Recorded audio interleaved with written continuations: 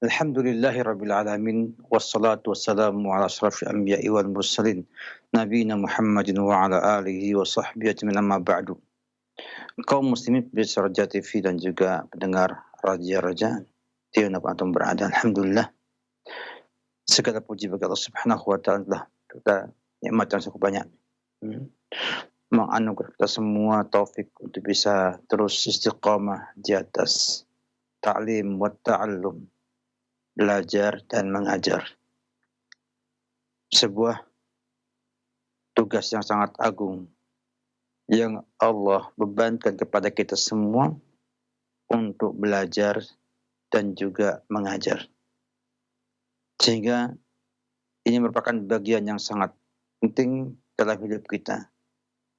Sehingga Nabi kita Muhammad SAW memulai hari-hari dengan doa, Allahumma inni as'aluka ilman nafi'an wa rizqan thayyiban wa amalan mutaqabbalan. Ya Allah, aku mohon kepada Engkau ilmu yang manfaat, rezeki yang baik, dan amalan yang diterima. Oleh karena itu, wajib bagi kita semua untuk bersyukur kepada Allah Subhanahu wa taala. Wajib kita ingat akan nikmat yang agung ini untuk kita jaga, kita pelihara, dan manfaatkan dengan sebaik mungkin dalam sisa hidup kita di dunia ini. Kita pada hari ini masih bersama solusi Nabi dalam menyelesaikan problematika rumah tangga. Di mana di antara satu kiat yang disampaikan Rasulullah SAW adalah mengenal tabiat pasangan kita. Setiap suami mengerti tabiat istrinya dan juga sebaliknya. Karena kita ketahui dan kita maklum bersama bahwasanya setiap orang punya tabiat. Setiap orang punya karakter dan setiap orang punya pola pikir tersendiri. Tidak sama dengan yang lainnya. Apa yang dia sukai, apa yang dia benci, berbeda-beda dalam hal ini. Kita patah lain lubuk, lain ilalang. Demikian juga lain orang, lain juga isi kepalanya. Artinya beda orang, beda juga karakter dan juga tabiatnya. Maka kita sebagai seorang suami atau istri hendaknya memahami, mengerti, mengetahui apa yang disukai oleh pasangan kita dan apa yang dibenci oleh pasangan kita. Sehingga kita berusaha untuk memberikan kepada dia yang dia sukai dan menjauhi hal-hal yang tidak disukainya. Sehingga akan muncul di sana sebuah dinamika yang indah dalam sebuah rumah tangga. Bahwa suami akhirnya mengerti dan memahami keadaan istrinya, demikian juga sebaliknya istri memahami dan mengerti keadaan suaminya. Ini contoh kata Rasulullah SAW sebagaimana sampaikan oleh Aisyah radhiyallahu anha dalam Sahih Bukhari dan juga Sahih Muslim, yang mengatakan qali Rasulullah SAW, Rasulullah SAW menyampaikan pada aku, inni la'alamu idza kunti anni radiyatan. Saya sungguh sangat tahu jika kamu idza kunti anni radiyatan, jika kamu itu sedang ridha denganku. Wa idza kunti ala ghadabi, dan ketika kamu dalam keadaan marah kepadaku. Qalat, ia bertanya. Faqultu, min aina ta'lamu dzaka? Dari mana engkau tahu wahai Rasulullah SAW hal tersebut? Qala, dia mengatakan, idza kunti anni radiyah fa innaki taqulin la wa rabbi Muhammadin. Jika kamu wahai Aisyah sedang ridha denganku, sedang senang dengan Nabi kita Muhammad SAW, suami beliau, kamu akan mengatakan, la, demi Rabb Muhammad. Wa idza kunti alayya ghadabi, jika kamu sedang marah kepadaku, taqulin, kamu mengatakan, la wa Rabbi Ibrahim, demi Rabb Ibrahim alaihissalam.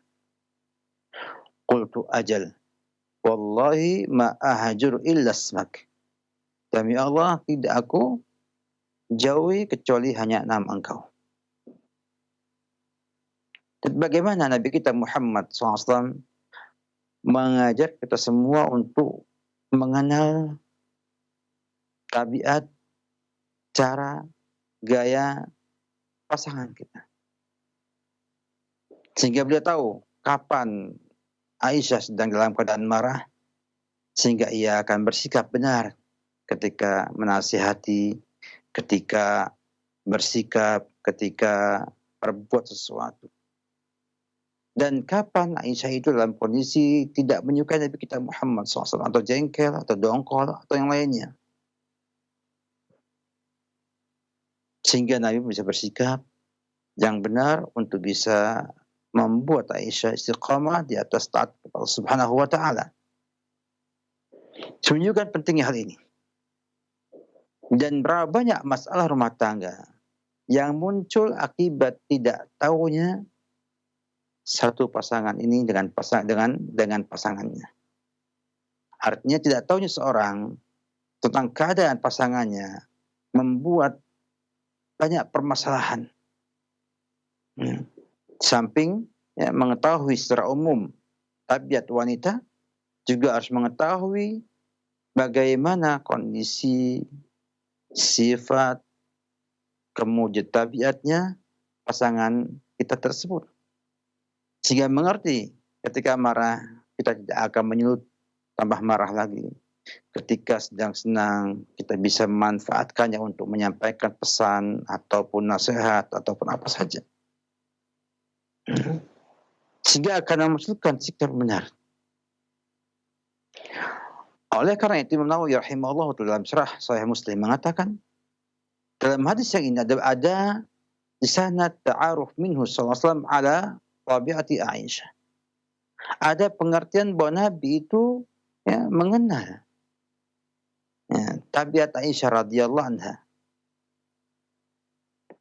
Wa ta'amul minhu ma'aha ala asasiha, dan bersikap bergaul dengan Aisyah sesuai dengan asas ini, artinya atas fondasi ini, dasar ini. Kita ketahui bahwasanya Aisyah radhiyallahu anha ketika marah pada Nabi kita Muhammad SAW itu adalah dari ghirah, dari kecemburuan beliau, rasa cemburu beliau yang ini dimaafkan pada kaum wanita, pada banyak dari hukum-hukum Islam. Kenapa? Karena tidak terpisahnya rasa cemburu dari sang wanita tersebut. Sampai Imam Malik dan lainnya dari ulama-ulama Madinah mengatakan yasqut anha al-hadd idza qadhafat zawjaha bil fahishati ala jihatil ghirah. Gugur dari seorang wanita hukuman apabila menuduh suaminya berbuat zina dengan dasar atau dengan alasan kecemburuan tersebut.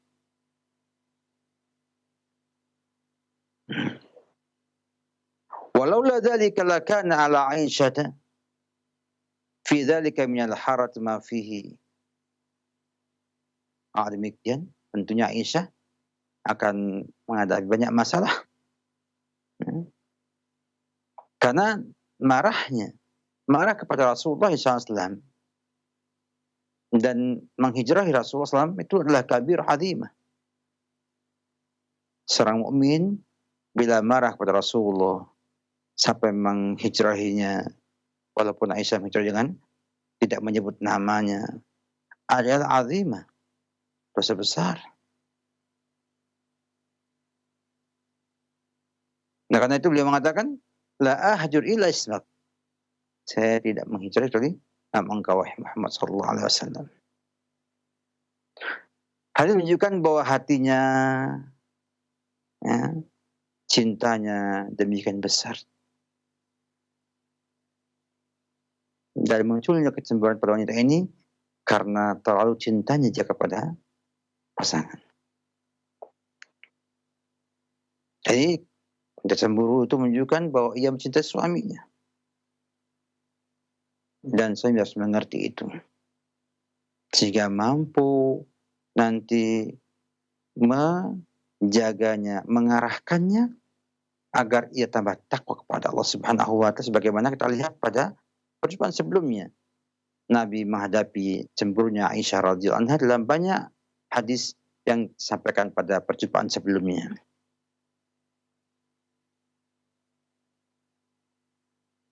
Namun diketahui bersama bahwasanya kita mengenal tabiat sang wanita dan menjaganya untuk menjauhi adanya khilafiyat, pertengkaran dalam rumah tangga. Tidak berarti diam, tidak menampakkan kebenaran, atau bersikap cari muka. Yang penting istri senang, yang penting dia tidak marah. Sebagaimana Nabi SAW tahu Aisyah tidak suka kalau Nabi memuji Khadijah. Dia suka bila Nabi kita Muhammad SAW memuji Khadijah, dan menyampaikan tentang kebaikan kepada Khadijah kepada Aisyah. Menunjukkan bahwa sang suami tidaklah mencegah kecemburuan istrinya untuk menjelaskan kebenaran. Walaupun sang istri tidak menyukainya. Ketahui bahwa Aisyah tidak menyukai Nabi memuji Khadijah. Tapi memang demikian kebenaran. Maka Aisyah mengatakan, "Ma ghirtu ala imra'atin lin Nabi, ma ghirtu ala Khadijah." Tidak pernah aku cemburu pada istri Nabi sallallahu alaihi wasallam seperti aku cemburu kepada Khadijah. Halakat qabla an yatazawwajani. Dia sudah wafat sebelum aku menikah dengan Nabi kita Muhammad sallallahu alaihi wasallam. Lama kuntu asma'uhu yadhkuruha. Ketika aku mendengar Rasulullah menyampaikan nama Khadijah. Wa amarahu Allahu ay yubashshirha bi baitin min qasabin. Dan Allah perintahkan Nabi itu menyampaikan kabar gembira tentang Khadijah ini dengan rumah dari qasab, dari mutiara. Wa in kana la yadhbah syah wa yuhdi fi khalailiha minha ma yasa'uhunna. Nabi kalau nyembelih kambing maka menghadiahkan kepada sahabat-sahabat akrabnya Khadijah yang mencukupkan mereka. Namun Nabi tidak diam dari kebenaran. Dan kita lihat dalam banyak hal menyikapi cemburunya Aisyah, kadang dengan keras, tegas, kadang dengan mengalah, kadang dengan mendiamkannya, kadang tidak mempedulikannya, dan beberapa hal yang telah disampaikan pada perjumpaan sebelum ini.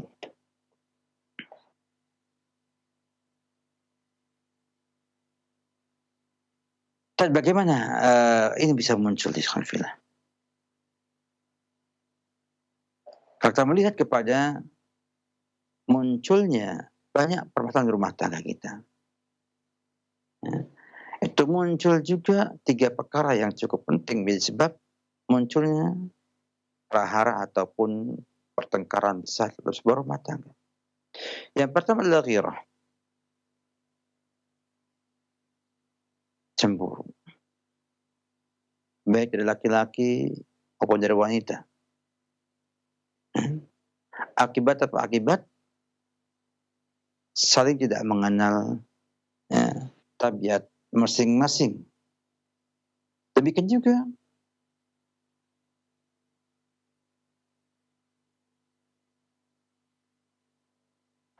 adanya sikap yang tidak baik kepada kerabat masing-masing.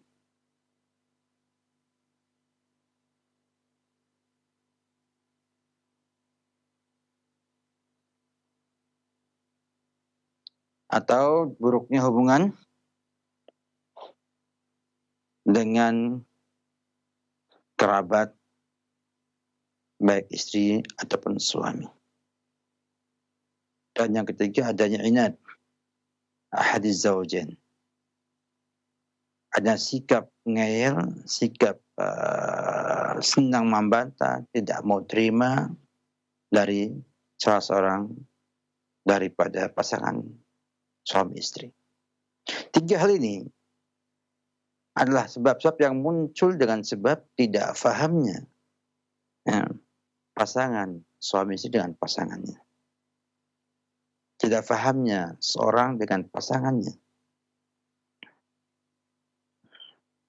Sehingga akan muncul beberapa sumber khilaf dalam rumah tangga kita. Pertengkaran dan yang lain-lainnya.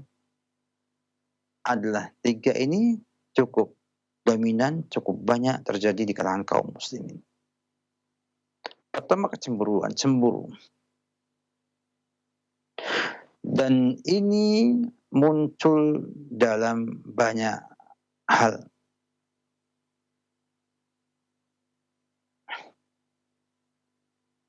Dan perlu kita ketahui bersama bahwa rasa cemburu ini adalah tabiat orang yang soleh sebetulnya. Orang soleh yang mencintai istrinya. Oleh karena itu sang wanita tidak boleh memandang kecemburuan ini, kemudian menganggap atau meragukan, bimbang akan dalamnya cinta suami kepada sang istri. Karena seorang muslim tentunya mencintai istrinya dan berharap kebaikan kepada istri untuk istrinya. Dan tentunya tidak menyukai atau membenci istrinya itu mendapat keburukan, kekejian, berbuat zina dan lain sebagainya. Juga nggak suka pada semua yang bisa menurunkan ketinggian dan juga kedudukan istri di sisi sang suami tersebut. Sehingga cemburunya seorang suami itu termasuk iman dan menjadi sebab bahagia, dan kebahagiaan muncul pada setiap istrinya. Oleh karena itu Nabi kita Muhammad SAW menyampaikan kepada kita semua tentang ghirahnya mukmin dan menggabungnya dengan ghirahnya Allah Subhanahu wa taala. Nabi bersabda, "Innallaha yughar." Innallaha yughar. Allah itu cemburu. Wa innal mu'mina yughar. Wa ghiratullahi ayyatiyal 'abdu ma harramallah. Mukmin juga sama cemburu. Dan cemburunya Allah adalah hambanya itu berbuat yang Allah larang atau melanggar larangan Allah Subhanahu wa taala.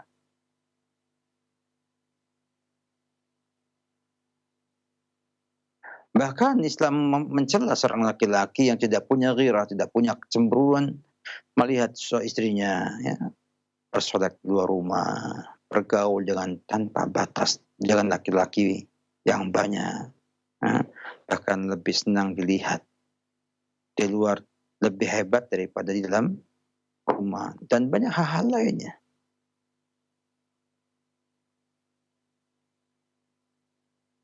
Dinamakan oleh syariat dengan dayuth.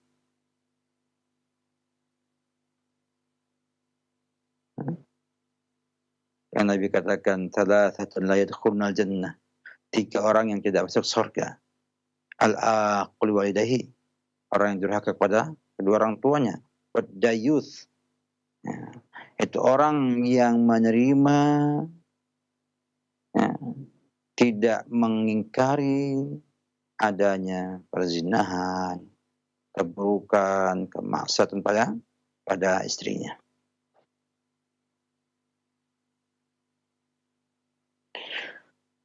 Wa rajulatun nisa,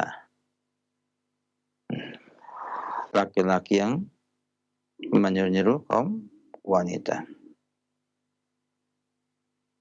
Seorang wanita yang mengerti tabiat ini, bahwa suaminya punya cemburu,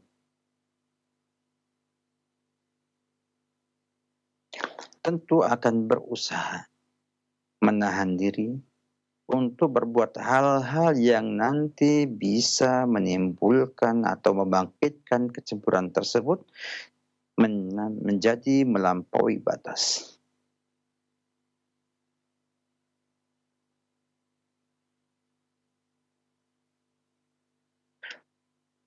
Sehingga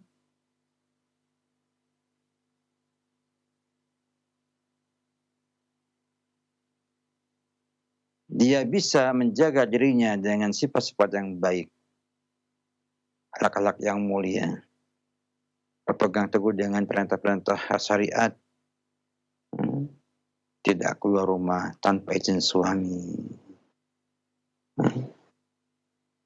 berusaha berhias untuk suami, dan yang lain-lainnya.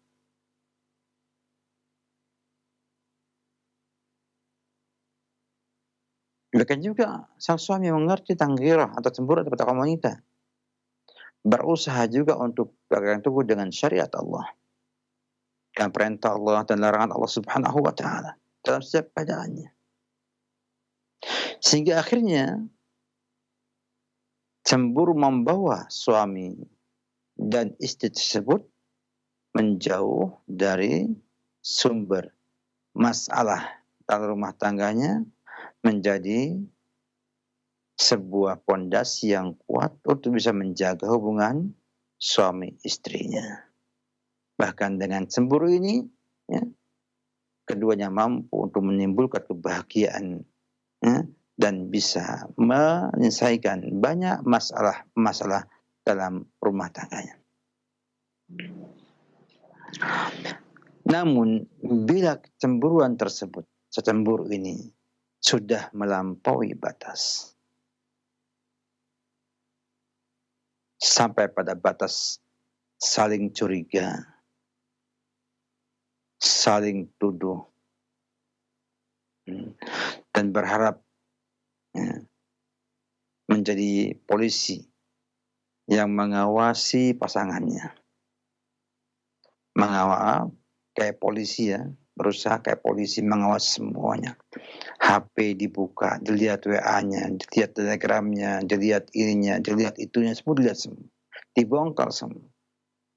Nah, kemana-mana diawasi, ya, ke sana diikuti, ke sini diikuti, sehingga ia betul-betul kayak CCTV, ya, yang mengawasi setiap tindak tanduknya sang suami, sekecil apapun juga dilihat oleh.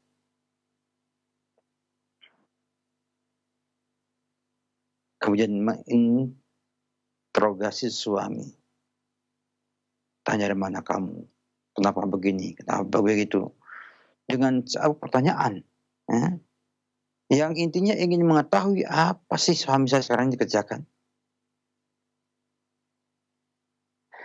Ini malah menjadi sebab, ya, munculnya banyak masalah, dan cemburu menjadi pintu masuknya syaitan antar pasangan tersebut. Dan bahkan akhirnya muncul perpisahan, muncul adanya perceraian dengan sebab pasangan ini ya, berlebihan dalam cemburunya dan tidak mengetahui sifat dan tabiat suaminya. Sehingga mereka akan sibuk dengan dhon-dhon, dengan praduga-praduga. Yang kata Nabi kita Muhammad SAW, iyyaka wadh-dhon. Hati-hati dengan prasangka. Fa inna dhanna akdzabul hadits.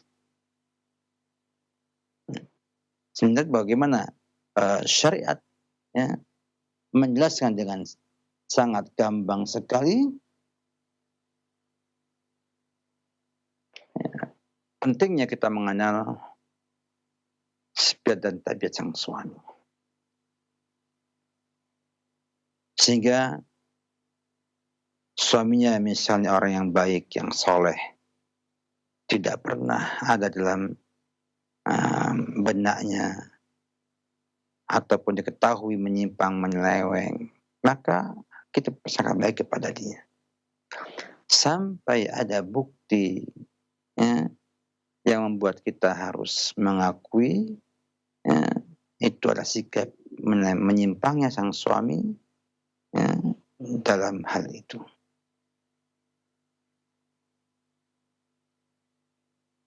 Maka seorang wanita yang cerdas tentunya akan berusaha menjauhkan ghirah.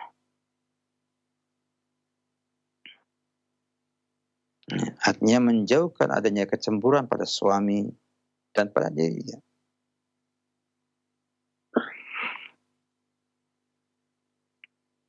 Bisa menjaga betul hal ini.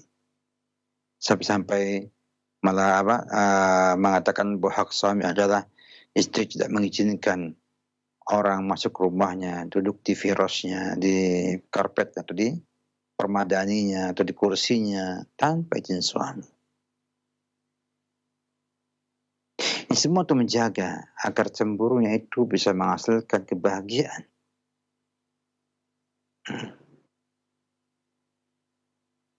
Untuk rumah tangga tersebut. Dan banyak hal-hal lainnya yang muncul dari itu semuanya. Termasuk juga hubungan yang baik dengan keluarga sang suami. Dengan ibu mertua, bapak mertua.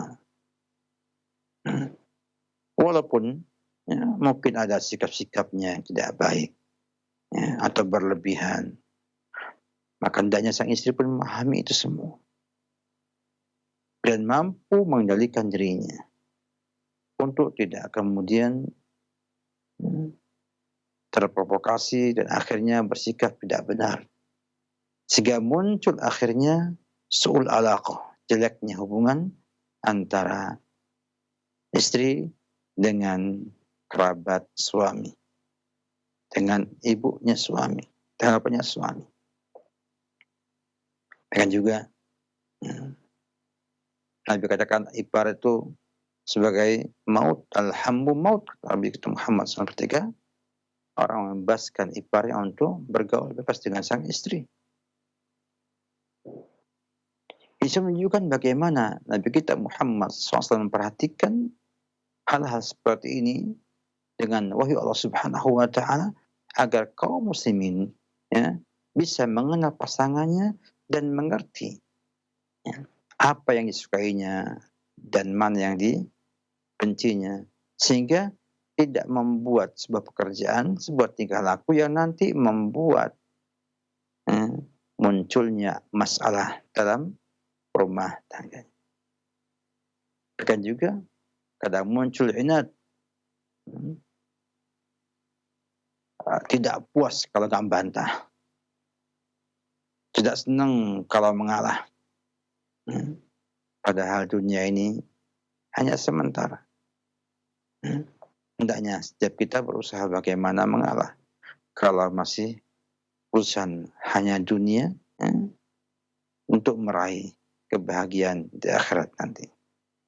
Kita kadang-kadang berpikir melampaui batas, menganggap apa yang saya miliki adalah harus diikuti, sehingga bila suami tidak sama dengan pikiran kita, kita langsung sikapi dengan buruk. Kemudian juga suami pun demikian juga. Jika melihat istrinya berbuat salah, berbuat tidak benar, berpikirnya dia adalah kayak dia, sehingga menyikapi istri dengan sikap menganggap dia kayak sang suami ataupun sebaliknya. Kau tidak memahami tabiat pasangan yang dimilikinya. Hal ini sebetulnya sudah hal yang maklum dalam program kita, sehingga banyak orang yang bergaul dengan pacaran hanya ingin tahu sifat-sifat pasangannya. Karena kalau bisa proses sinkron antara sifat-sifat tersebut akan timbul kebahagiaan. Ini separuh benar. Nah, separuhnya salah. Benar betul bahwa mengenal sifat pasangan penting. Ya. Caranya salah. Caranya salah. Yang kedua, bahwasanya sifat itu bukan hanya untuk diketahui, namun untuk menjadi pertimbangan dalam bergaul dan bersikap dengannya. Sehingga akan muncul kebahagiaan tersebut. Dengan sebab saling pengertian, saling mengerti, saling faham, dan saling mengalah. Sang suami jangan kemudian menghitung keburukan istri, dan juga sebaliknya, istri pun jangan menghitung keburukan sang suami. Karena kita manusia, tidak ada yang sempurna. Tidak ada yang sempurna. Dan bila kita menghitung aib yang kita miliki, maka akan banyak sekali. Dan akan menghilangkan cinta di hati kita. Bahkan bisa menghilangkan kebahagiaan yang diharapkan dalam rumah tangga yang kita bangun tersebut. Demikian mungkin sebagian kecil daripada pembahasannya, semoga bermanfaat kita, ya, sebagai kelanjutan daripada solusi Nabi dalam problematika rumah tangga yang kita miliki. Demikian, wabillahi taufik. Assalamualaikum warahmatullahi wabarakatuh. Semoga bermanfaat. Taib, Ustaz, barakallahu fikum. Jazakallahu khairan. Terima kasih atas pelajaran yang telah disampaikan dan bimbingan yang bermanfaat di kesempatan pagi hari ini. Kita memohon taufik kepada Allah untuk bisa memahami dan mengamalkan ilmu ini, sehingga Allah mudahkan kita di dalam membina rumah tangga agar tercipta sakinah, mawadah, warahmah. Dan bagi kaum muslimin dan muslimat, pemerhati roja yang bertanya seputar pembahasan ini, kami berikan waktu dan kesempatan. Silakan bisa menghubungi nomor kami. Untuk yang pertama, kami berikan kesempatan, silakan di layanan telepon. Halo. Assalamualaikum warahmatullahi wabarakatuh. Waalaikumsalam warahmatullahi wabarakatuh. Ibu dengan siapa, di mana? Dari hamba Allah di Sulawesi, Ustaz. Begini, Ustaz, ada pertanyaan teman saya, Ustaz. Begini, itu di poligami. Nah, sebelum di poligami, ahwat ini sudah sepakat bahwa kalau masalah nafkah dia tidak terlalu menuntut suaminya karena keadaan suaminya yang kurang mencukupi, Ustaz. Nah, tapi setelah terjadi poligami, ternyata suaminya ini tidak adil, Ustaz. Alasannya karena istri pertama sudah ada anak, istri kedua belum ada, sehingga istri pertama menuntut suaminya tidak adil. Nah, suaminya juga kurang bisa mengatur istrinya lah, Ustaz, mengikuti tekanan istri pertama. Nah, pertanyaannya, Ustaz, istri yang kedua ini sudah mulai merasa tidak nyaman dengan ketidakadilan suami ini dalam hal malam. Kemudian sang suami juga seakan-akan ingin mengatur hartanya si istri kedua ini. Nah, bagaimana solusinya, Ustaz? Ya, terima kasih Ibu atas pertanyaannya. Assalamualaikum warahmatullahi wabarakatuh. Waalaikumsalam warahmatullahi wabarakatuh. Silakan, Ustaz. Jazakallahu khairan. Permasalahan yang cukup banyak terjadi di kalangan kaum muslimin karena berawal dari ketidaksiapan suami berpoligami. Mungkin orang menggampangkan mengatakan bahwa yang kedua kan tidak menuntut ekonomi ataupun nafkah ataupun yang lainnya. Namun syariat mengatakan laki-laki, suami itu wajib memberi nafkah kepada sang istri. Mestinya secara teori sang suami tahu diri karena dia tidak menafkahi yang kedua. Artinya yang kedua sudah mengalah, tidak diberi nafkah dalam artian harta, tidak mengapa. Mestinya suami yang pertama, suami ini menganggap itu sebuah kebaikan dari yang kedua untuk dibalas dengan kebaikan pula. Hal jazaul ihsan ilal ihsan.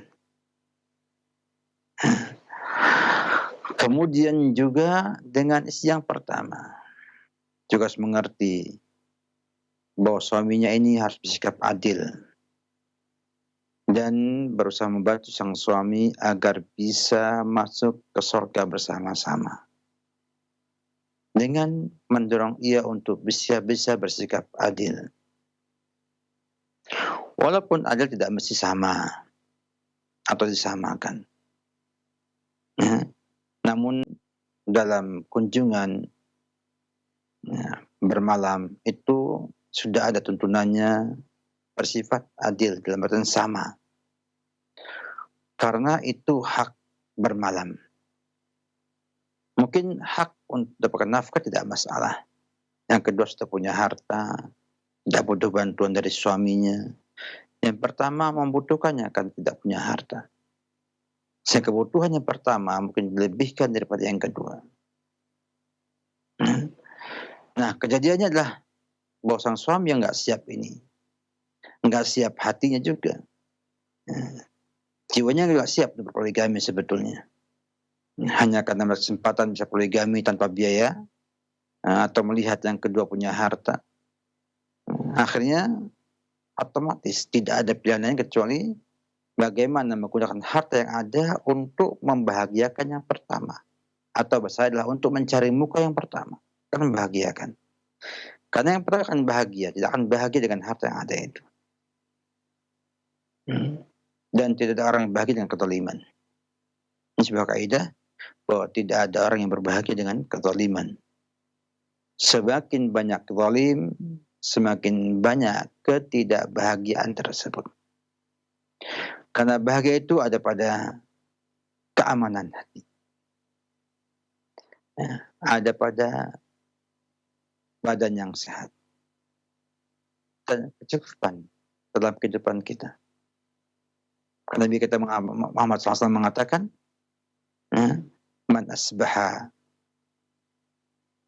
aminan fi sarbihi, mu'afan fi jasadihi, wa indahu qut yaumihi, faka'annama hizat lahu ad-dunya, fi riwayat bihadafiriha. Sampai pagi hari dalam kondisi aman hatinya, tentram hatinya, tentram keluarganya, aman istrinya, aman juga kerabatnya, bahkan juga aman juga daerahnya, dan badannya sehat, dan memiliki makanan yang cukup untuk hari itu, maka dia akan mendapatkan dunia dengan seisinya. Subhanallah. Oleh karena itu, kezaliman tidak akan memberikan kebahagiaan kepada kita. Baik itu lakukan atau orang lain melakukannya. Karena itu, istri yang kedua ini hendaknya menasihati suaminya, mengajak kembali suaminya untuk kembali kepada keadilan, bahwa ia sudah mengalah, memberikan kelonggaran kepadanya untuk tidak memberikan nafkah kepada dia. Kalau memang kemudian suami ini membutuhkan bantuan, bantu, sedekah daripada sang istri. Namun jangan biarkan suami berbuat kezaliman terus-menerus. Nabi katakan, unsur akhaka zaliman wa madluma. Tolonglah saudara kamu baik dalam keadaan zalim atau madlum. Atau sahabat yang madlum ya harus kami ketahui. Gimana menolong orang yang zalim? Tentunya apa? Dengan menolong dia untuk tidak berbuat zalim. Oleh karena itu, sikap yang benar adalah demikian. Insyaallah taala berusaha untuk menyenangkan sang suami dengan segala kemampuan yang dimiliki. Kalau kemudian tidak mampu langsung ngomong, ajak orang yang menjadi perantara ataupun kerabat yang bisa menyampaikan kepada sang suami itu tindakan yang tidak benar. Dan yakinlah bahwa kezaliman itu tidak akan menghasilkan kebaikan. Dikatakan inna zulma zulumat yaumil qiyamah.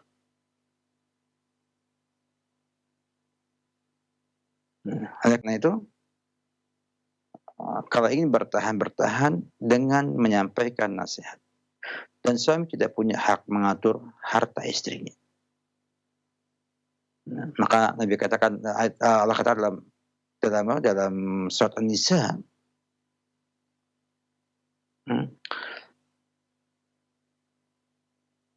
fa'in tibna lakum an syai'in fakuluhu hani'an mari'an.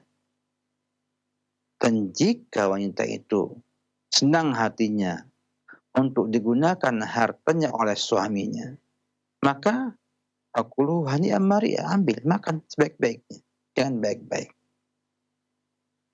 Menunjukkan bahwa sang suami tidak boleh menggunakan harta istri yang kedua tanpa ada keridhaan dari sang istri yang kedua tersebut. Ini Islam mengatur demikian. Sampaikan, nasihatkan, mudah-mudahan dia sadar dan bisa memperbaiki dirinya, atau Allah nanti memisahkan keduanya dengan pesan yang baik. Wallahu a'lam bishawab. Baik, Ustaz, barakallahu fikum. Terima kasih atas jawaban dan nasihat yang bermanfaat yang telah disampaikan. Semoga menjadi tambahan ilmu yang bermanfaat buat kita semuanya. Selanjutnya kami berikan kesempatan kembali. Kami bacakan dari pesan singkat. Assalamualaikum warahmatullahi wabarakatuh, dari Abu Askar di Cicurug.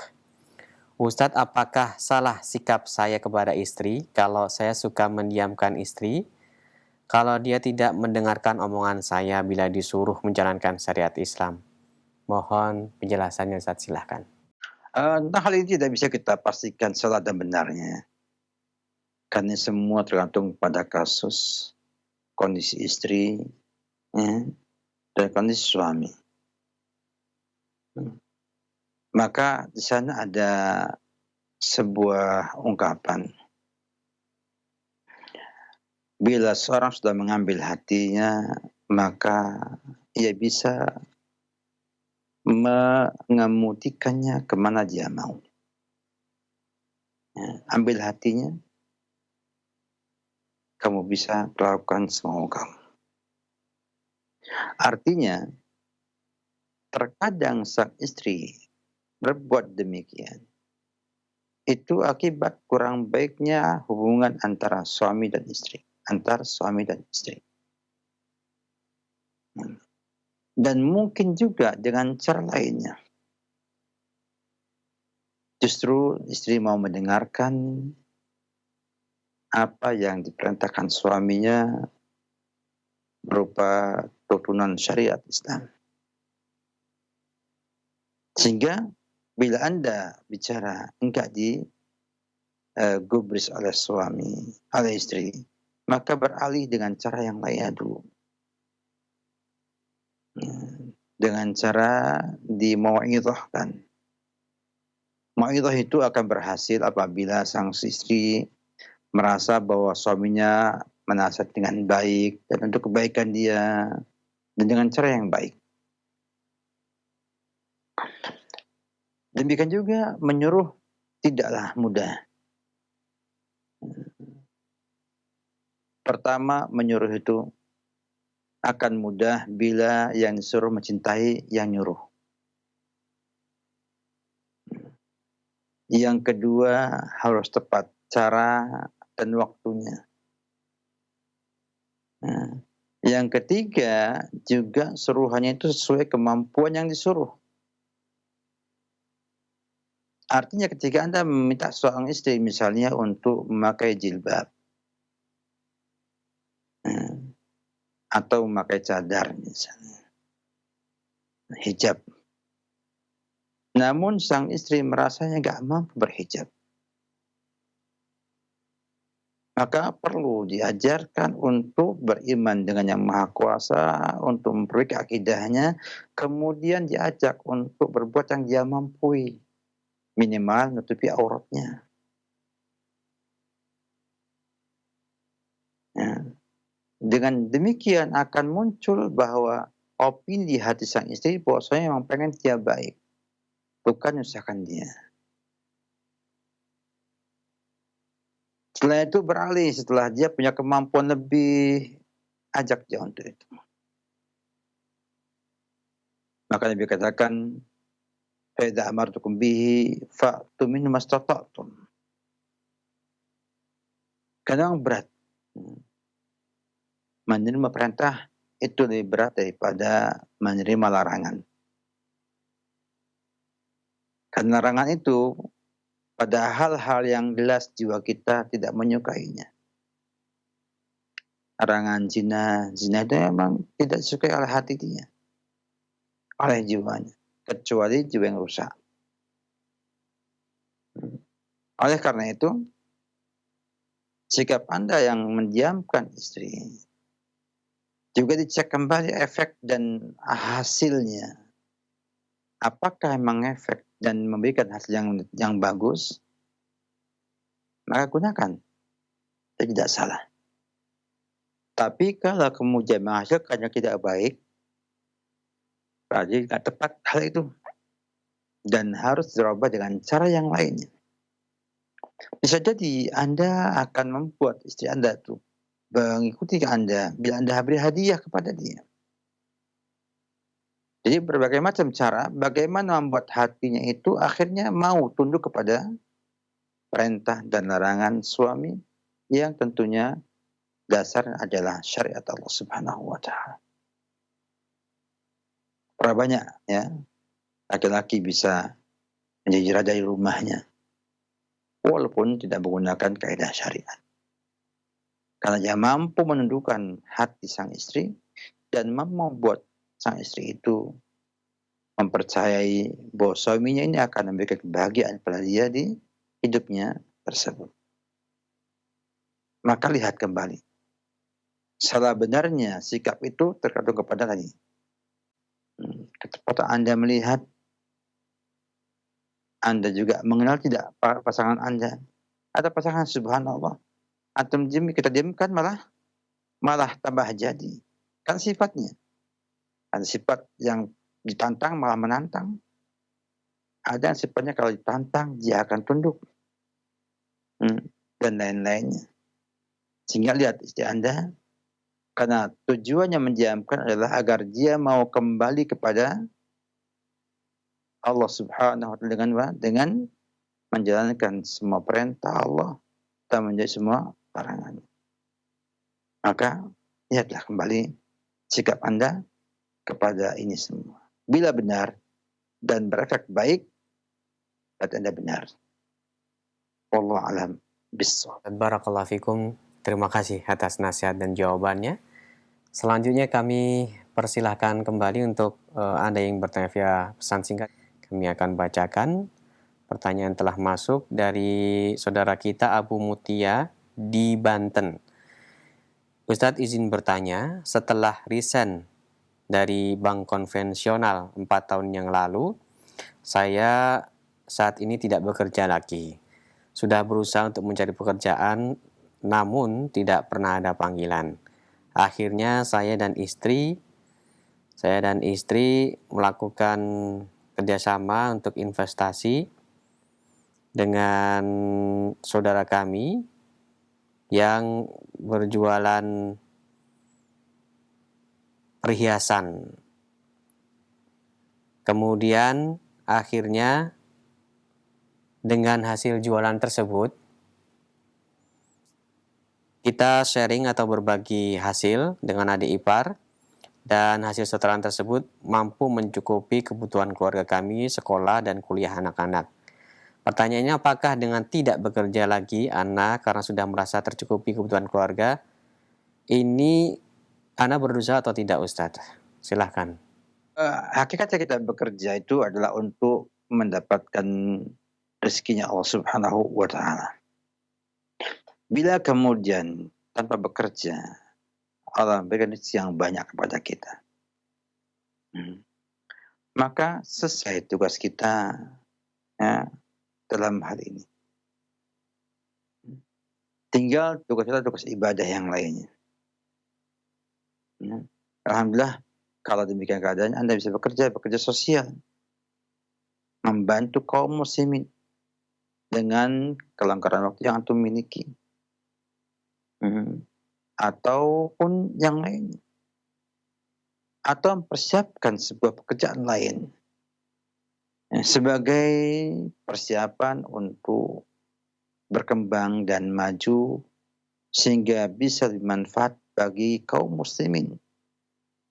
Artinya bila Anda lebih kaya, kemudian membayar zakat, bersedekah, maka lebih manfaat daripada Anda mencukupkan dengan yang ada tersebut. Kecuali kalau Anda kemudian mencukupkan dengan harta itu dan sibuk dengan ibadah kepada Allah Subhanahu wa taala, maka itu baik. Sebagaimana keadaan para ulama salaf dahulu yang mencukupkan dengan bisa hidup, kemudian sisanya dipakai untuk fokus beribadah kepada Allah dengan berbanyak sholat, banyak puasa, banyak ibadah-ibadah yang mendekatkan kepada Allah Subhanahu wa taala. Atau dengan menyibukkan diri kita kepada ilmu. Sebagaimana juga kita lihat banyak para salaf dulu demikian. Menyibukkan dengan ilmu. Sesuai kemampuan yang dimilikinya. Sehingga ia lebih bermanfaat bagi kaum muslimin. Maka jadi orang yang terbaik adalah orang yang bisa memberi manfaat pada kaum muslimin. Lebih banyak, lebih baik manfaatnya bagi kaum muslimin. Oleh karena itu jangan merasa puas dengan hanya demikian. Namun syukuri itu dengan baik, syukuri, dan bila cukup maka mudah-mudahan Anda gunakan waktu sisa untuk Anda beribadah kepada Allah Subhanahu wa taala, atau Anda belajar ilmu agama sampai matang, sampai benar akidah dan juga ibadah saudara, dan bisa menjadi hamba Allah yang berakhlak mulia agar nanti bisa memberikan kebahagiaan kepada diri Anda dan juga kepada kaum muslimin sekitar Anda. Penting ini untuk dipahamkan bahwa tugas kita bekerja adalah untuk menghasilkan rezeki, menutupi semua kebutuhan kita miliki. Bila kebutuhan telah terpenuhi, maka tidak ada kewajiban bekerja lagi bagi seseorang, tapi kewajiban ibadah tetap ada padanya sampai akhir hayat nanti. Wa'bud rabbaka hatta ya'tiyakal yaqin. Wallahu a'lam bishawab. Baik, Ustaz, barakallahu fikum. Dan selanjutnya kita akan beralih untuk memberikan kesempatan bagi telepon. Silahkan. Halo. Halo. Halo, assalamualaikum warahmatullahi. Waalaikumsalam warahmatullahi wabarakatuh. Dengan siapa Ibu, di mana? Dengan hamba Allah di Medan. Silahkan pertanyaannya langsung saja. Bismillah, gini Ustaz, bagaimana hukumnya? Apakah berdosa seorang istri yang meminta khuluk karena ketidakcocokan yang suatu jarak yang jauh dan ketidakcocokan keluarga besar, juga ada hak-hak yang tertunaikan yang tidak bisa dipenuhinya. Jadi dan salah satu niat istri meminta khuluk karena ingin berbakti kepada ibunya yang sudah tinggal sendiri. Qadarullah abangnya semua sudah berjauhan gitu. Itu aja pertanyaannya, apakah itu diperbolehkan atau berdosa gitu Ustaz? Baik. Assalamualaikum warahmatullahi wabarakatuh. Waalaikumsalam warahmatullahi wabarakatuh. Nabi kita Muhammad SAW menyampaikan tentang solusi gugat cerai ini apabila sang istri takut tidak mampu menunaikan hak-hak suami atau membuat istri membenci, tidak suka kepada suaminya, yang mengakibatkan dia akhirnya tidak mampu menunaikan hak-hak suami tersebut.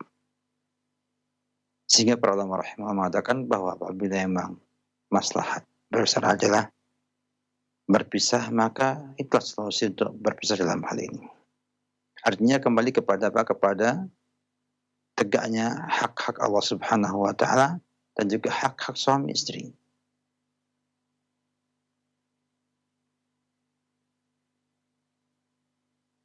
Fa in khiftum alla tuqima hududallah fala junaha 'alaihima. Artinya apabila kamu tidak atau takut, ya, takut tidak mampu menggunakan hak-hak Allah, ya, hudud Allah, ya, batasan Allah yang mencakup hak Allah, hak suami istri, tidak mengapa, ya, untuk bercerai dengan membayar fidyah. Bayar apa? Fidyah. Fima ibtadat bih. Tapi kita lihat bagaimana Nabi kita Muhammad SAW juga menyampaikan bahasanya Zamilah, bahasanya Thabit ibn Qais al-Bunani untuk itu. Maka lihat, apabila sebabnya adalah tidak ada hak-hak tunaikan atau adanya kondisi yang tidak memungkinkan mereka berkumpul, tidak mengapa. Tapi kalau hanya sekedar intinya adalah ingin memelihara sang ibu,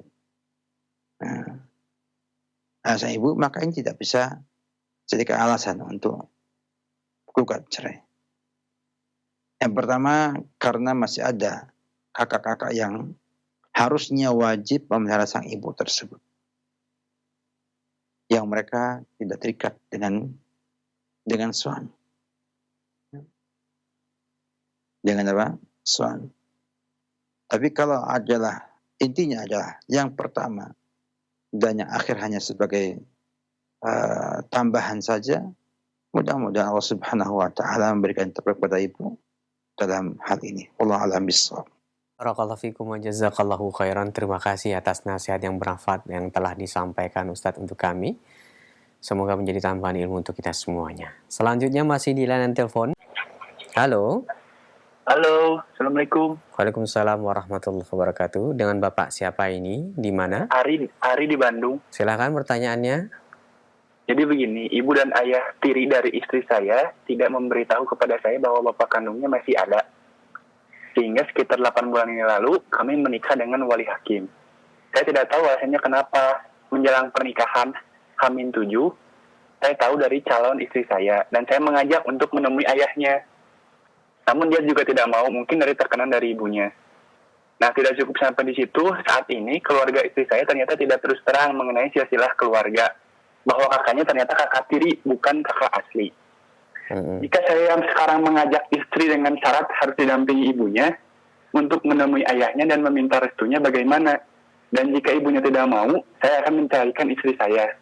Karena saya berpikir ke depannya akan selalu ada hubungan dengan ibunya. Bagaimana saya bisa tenang atau mencintai istri dan keluarganya jika si ibu tidak mau bertanggung jawab untuk membantu saya menemui ayahnya. Sampai saat ini hati saya gelisah mengenai status pernikahan saya dan kenapa saya tidak mencintai istri saya hingga hari ini. Mohon tanggapannya, Ustaz. Ya. Terima kasih atas pertanyaannya. Silakan, Ustaz. Ya. Secara syariat, bapaknya lah yang berhak menjadi wali.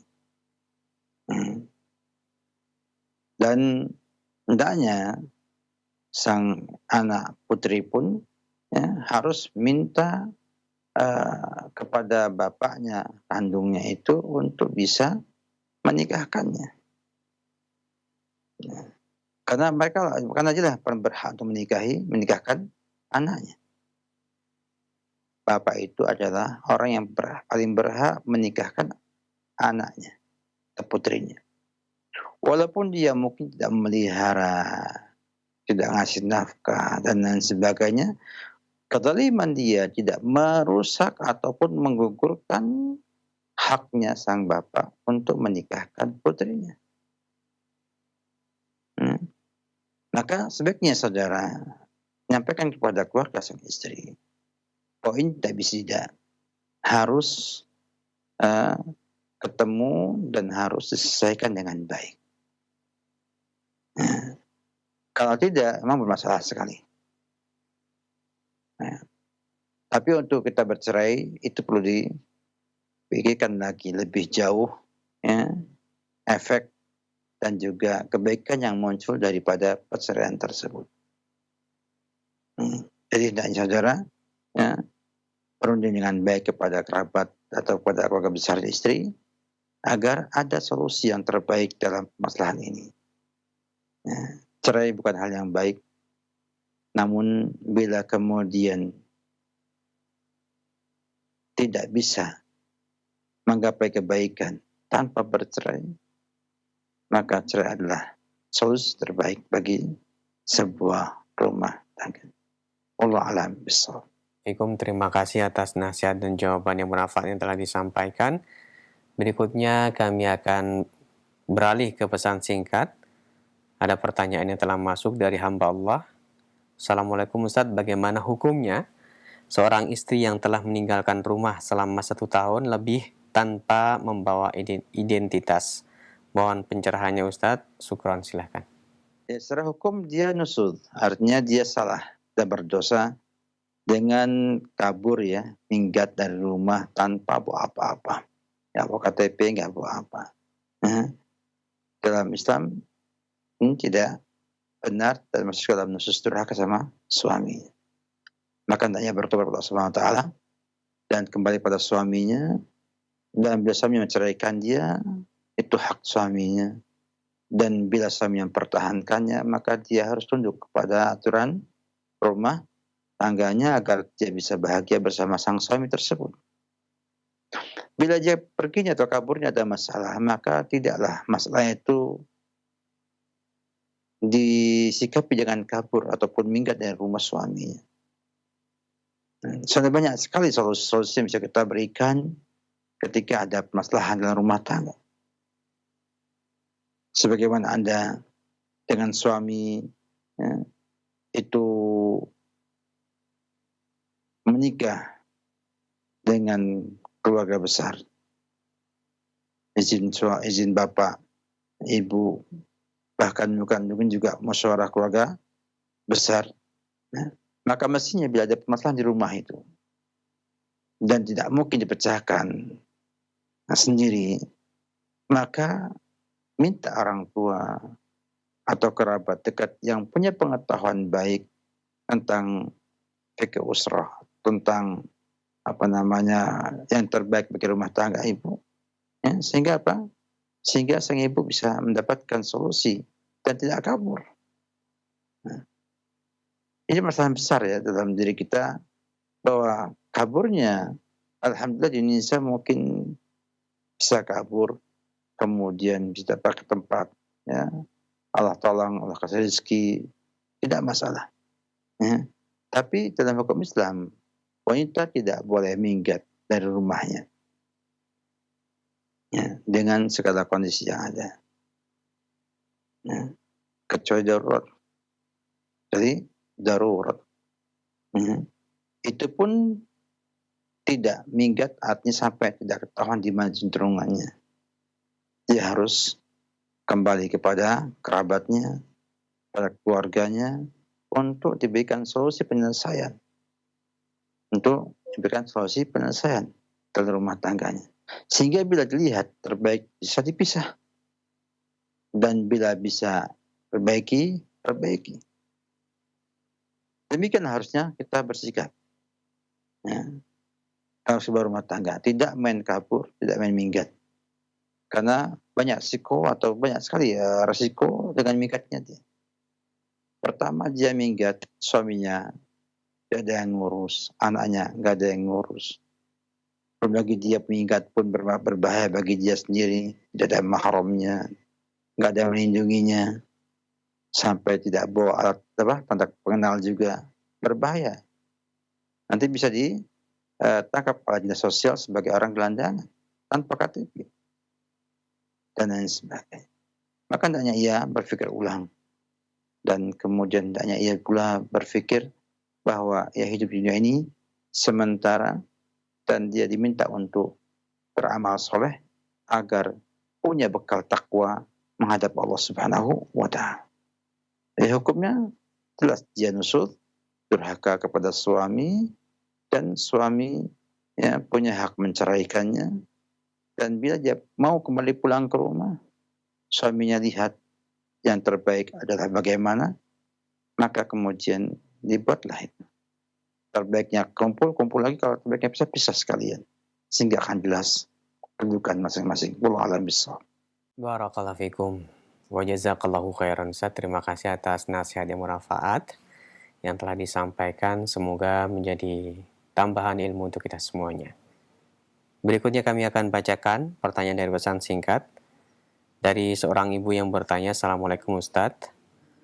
Mau bertanya, saya seorang istri yang berusaha untuk berubah dan menuju dalam kebaikan dengan memperbaiki diri dan banyak belajar. Namun dalam perjalanannya suami kurang mendukung. Saat anak menasihati dan mengajak anak laki-laki saya dan suami saya untuk sholat 5 waktu di masjid, kemudian dalam hal berpakaian dan minum dengan tangan kanan dan lain sebagainya, intinya jika dikasih tahu selalu menolak.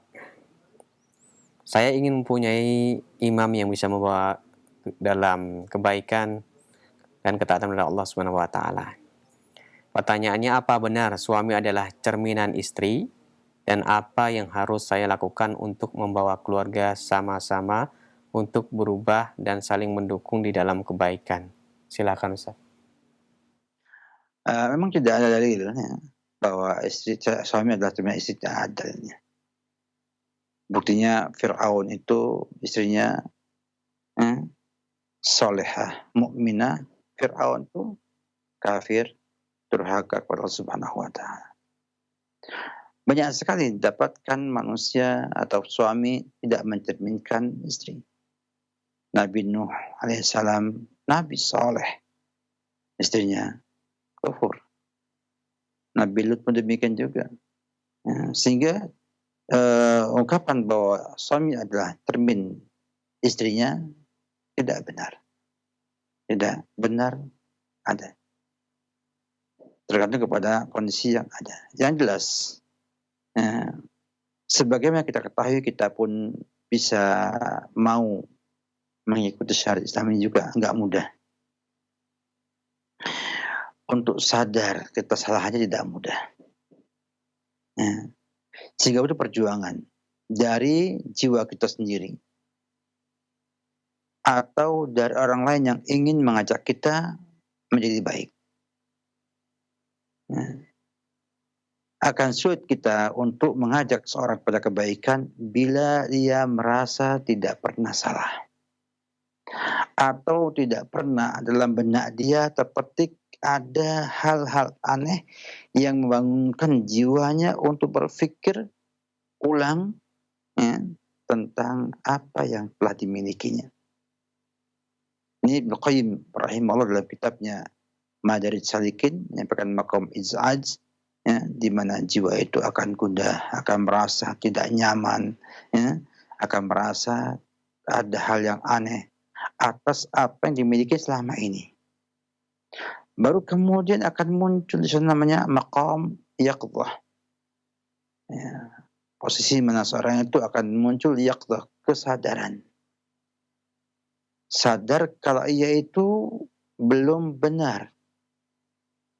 Sadar bahwa ia harus mencari mana yang benar. Baru kemudian muncul basirah. Maqam basirahnya maqam di mana seorang itu sudah melihat bahwa ia salah. Bahwa ia salah. Baru akan muncul namanya nadim, penyesalan. Kemudian setelah menyesal akan muncul di sana taubah. Dengan taubat ini akan muncul di sana kesadaran untuk ia berubah dari yang lama menjadi yang baru yang sesuai dengan syariat Allah Subhanahu wa taala. Sehingga secara teori membuat orang itu sadar tidak mudah. Sebagaimana ibu punya gambaran, punya harapan besar, punya imam yang baik dalam rumah tangga, imam yang soleh.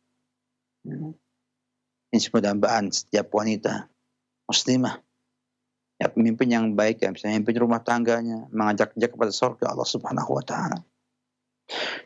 Namun terkadang Allah Subhanahu wa taala menguji dengan ujian yang berbeda.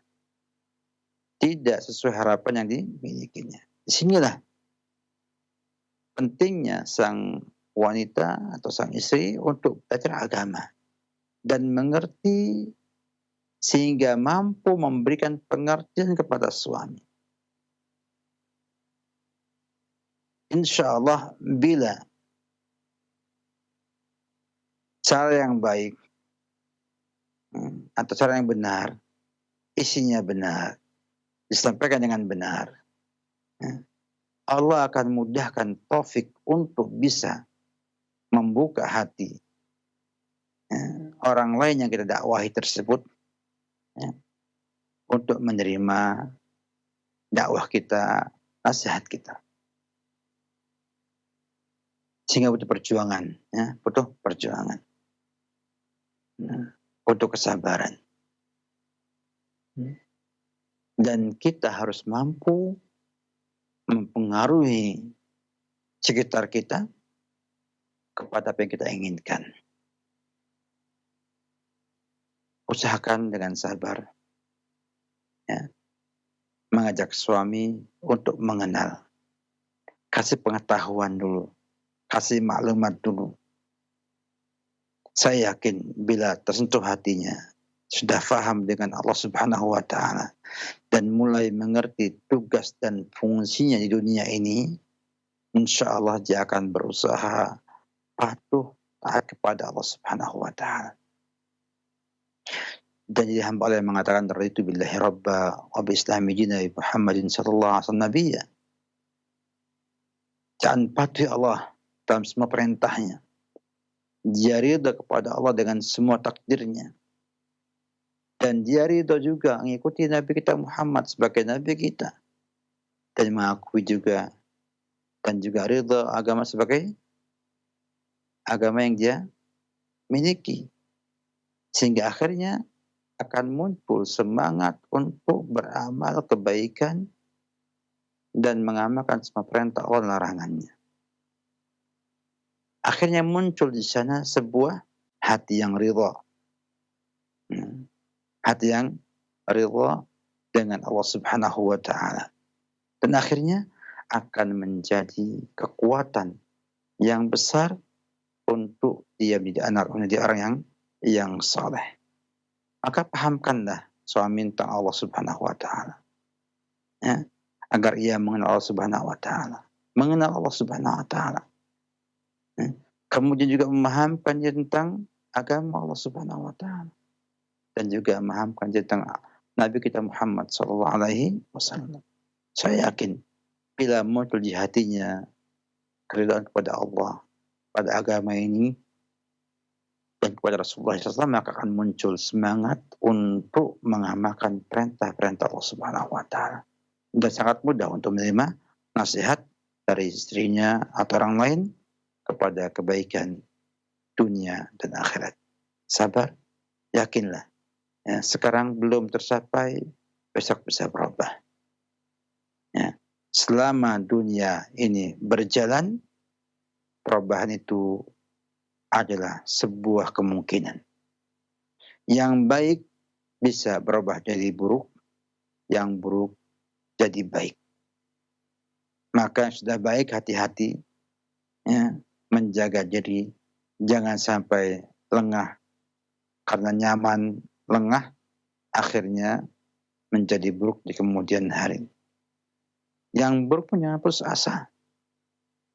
Allah bukan pintu surga, pintu taubatnya demikian luasnya. Selama dunia masih berputar, selama waktu masih berjalan, dan ada kemungkinan akan lebih baik lagi di masa yang akan. Maka ada karena itu pesan saya kepada kaum muslimin dan muslimat yang mengajak keluarganya untuk jadi orang yang baik, yang suka dengan sunnah Nabi kita Muhammad SAW, yang ingin komitmen dengan ajaran Islam, untuk bersabar, tetap bersemangat. Percayalah, bahwa Allah akan memberikan jalan yang terbaik untuk itu. Jangan putus asa, jangan malas, jangan bosan. Jadikan semua tantangan menjadi kebaikan bagi diri kita, sehingga kita bisa menjadi hamba Allah yang baik, yang bisa menjadi contoh bagi orang lain untuk bisa menjadi orang yang baik. Doa kita senantiasa mengatakan, Rabbana hab lana min azwajina wa dzurriyyatina qurrata a'yun waj'alna lil muttaqina imama. Waj'alna lil muttaqina imama. Menjadikan Allah, aku menjadi hambamu yang imam atas kaum muttaqin. Artinya ditiru oleh orang yang bertakwa setelah kita. Oleh karena itu, bersyukurlah kepada Allah Subhanahu wa taala kepada atas hidayah yang Allah beri kepada ibu, bisa senang beribadah, senang dengan sunnah Nabi kita Muhammad sallallahu alaihi wasallam, dan berusaha untuk memahamkan suami, keluarga, kerabat akan nikmatnya hidayah yang sudah ada tersebut. Wallahu alam bissawab. Terima kasih atas keluangan waktu Ustadz untuk memberikan jawaban dari beberapa pertanyaan yang telah masuk, baik dari pesan singkat maupun via telepon. Semoga menjadi tambahan ilmu dan Allah mudahkan kita bisa mengamalkannya. Nampaknya pertanyaan yang kami sampaikan tadi merupakan terakhir di pertemuan kita. Sebelum kami akhiri, mohon Ustadz berikan ikhtitam ya Ustadz. Silakan. Alhamdulillah, atas kemudahan Allah Subhanahu wa taala kita semua. Sebagai pesan terakhir, saya hanya ingin menyampaikan kepada pemirsa Roja TV dan juga pendengar Roja untuk senantiasa belajar tentang Islam ini sampai kita bisa memiliki makom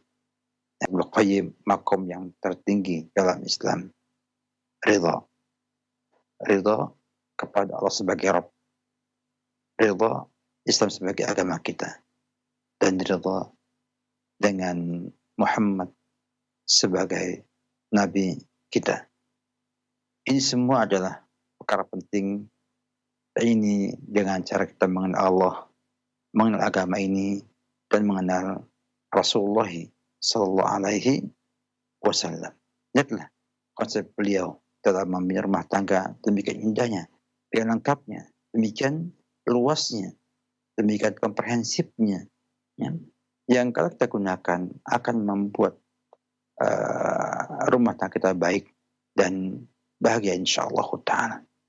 Kemudian syukur kita sampaikan kepada Allah Subhanahu wa taala, muji kepada teman-teman di Roja TV, studio Roja, juga di studio mini Al-Ukhuwah, dan juga kepada para hadirin, para pemirsa yang sudah berpartisipasi aktif ataupun pasif.